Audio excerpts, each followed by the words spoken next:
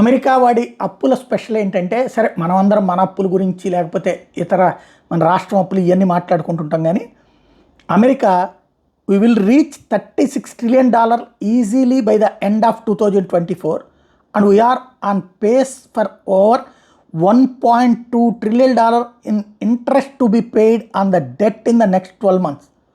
That is about 25% of all government revenue. 55 trillion.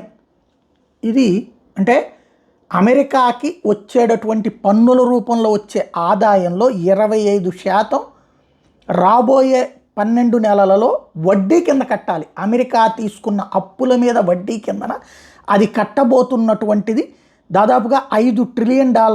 ఇది 1.2 trillion. $1.2 trillion కట్టబోతోంది. ఈ $1.2 trillion interest దేశపు total పన్నుల మీద వచ్చే ఆదాయంలో 25%.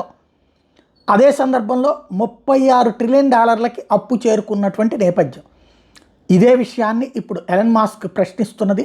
ఇలా అయితే కనుక డిఫెన్స్ డిపార్ట్మెంట్ బడ్జెట్ పెంచుకుని చేసుకునే పరిస్థితి ఎక్కడ ఉంటుంది?